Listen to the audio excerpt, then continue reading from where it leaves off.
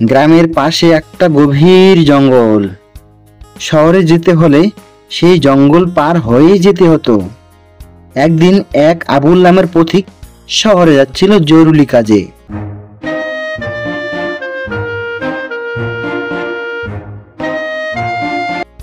তাড়াতাড়ি পথ চলতে হবে, আর তা না হলে কোনো বাঘ ভালুক যদি আমাকে দেখে ফেলে তাহলে আর নিস্তার নাই। কিন্তু দূর থেকে বাঘটি আবুলকে দেখতে পেল। বাঘটার বয়স হওয়ার কারণে সে দৌড়ে আবুলকে ধরতে গেল না।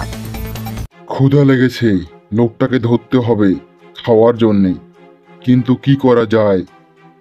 ওহো, আমার কাছে তো একটা সোনার চুড়ি আছে, দেখি এই লোকটার ঘাড় মটকানো যায় কিনা। বাঘ চুরিটা অনেক বছর আগে একটা লোককে মেরে পেয়েছিল।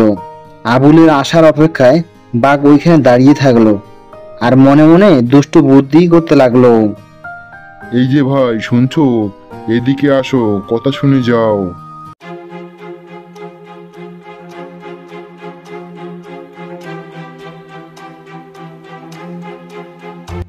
বাঘকে দেখে পথিক ঘাবড়ে গেল। বাঘের কাছে সোনার চুড়ি দেখে পথিকের মনে মনে লোভ হলো। তুমি আমাকে কেন ডাকছো? তাড়াতাড়ি বলো, আমাকে শহরে যেতে হবে, জরুরি কাজ পড়ে আছে আমার। যেও যেও, তার আগে আমি তোমাকে একটা সাহায্য করতে চাই।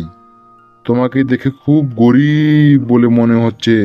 তা তুমি ঠিকই বলেছো, কিন্তু তুমি আমাকে কিভাবে সাহায্য করবে? তোমার টাকা পয়সার অনেক অভাব, তোমাকে সাহায্য করলে আমার অনেক পুণ্য হবে। আমি তোমাকে এই সোনার চুড়িটা দিতে চাই। জীবনে অনেক পাপ করেছি ভাই, এবার মরার আগে পাপ মুক্ত হতে চাই। তুমি এই চুড়িটা নাও আর আমায় পাপ মুক্ত করো। তুমি আমার এই উপকারটুকু করো ভাই। না, আমার এই সব চাই না, তুমি আমাকে যেতে দাও, অন্য কাউকে এটা দিও। আমার না অনেক বয়স হয়েছে, আগের মতো এখন আর খেতে পারি না। জানি না, না খেতে পেয়ে কখন না আমি মরে যাই। এই চুড়িটা তুমি নিলে আমার অনেক পুণ্য হবে। কিন্তু তোমার এই চুড়ি নিয়ে আমার কি লাভ? তুমি চুড়িটা দিয়ে আমায় ফাঁসাইতে চাচ্ছ না তো? না ভাই, এমনটা ভেবো না। তোমার চুড়িটা দিয়ে আমি পাপমুক্ত হতে চাই আর তোমার উপকার করতে চাই। তোমার উপকার করলে আমার পুণ্য হবে। এসব কথা ছাড়ো, তুমি মানুষ খাও, তোমার কাছে গেলে তুমি আমার ঘাড় মটকাবে। তোমার উপর আমি কিভাবে ভরসা পাবো বলো? আমাকে তুমি বিশ্বাস করো, আমি তোমাকে এত শাস্তাম না, কিন্তু আমাকে এক মণি বলেছিল কোনো পথিককে সাহায্য করলে আমার পাপ মুক্তি হবে। তাই পাপ দূর করার জন্য তো আমি তোমার কাছে একটু সাহায্য চাচ্ছি। বাঘের কথা শুনে আবুলের মনে ভয় লাগলো, কিন্তু তার মনে একটু লোভ হলো। আরে ভাই, তুমি তো বলছো, কিন্তু তোমার উপর আমার বিশ্বাস হচ্ছে না। তুমি আমায় যেতে দাও, আমার দেরি হয়ে যাচ্ছে।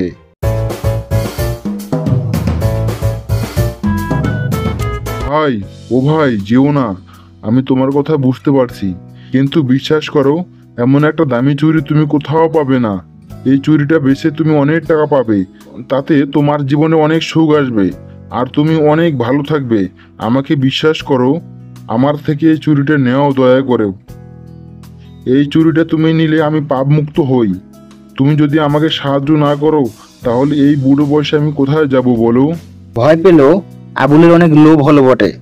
সত্যিই তো, এই সোনার চুড়িটা দিয়ে আমার দুঃখের দিন শেষ হবে। আমার তো আর কষ্ট করে কাজ করতে হবে না। ঠিক আছে, দাও চুড়িটা।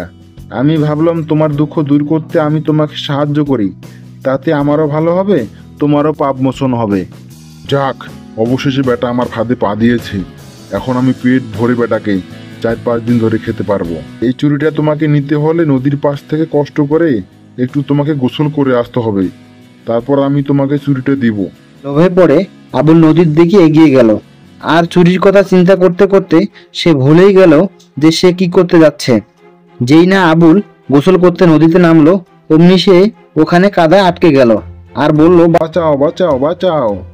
দেখলি তো লোভে পড়লে কি হয়।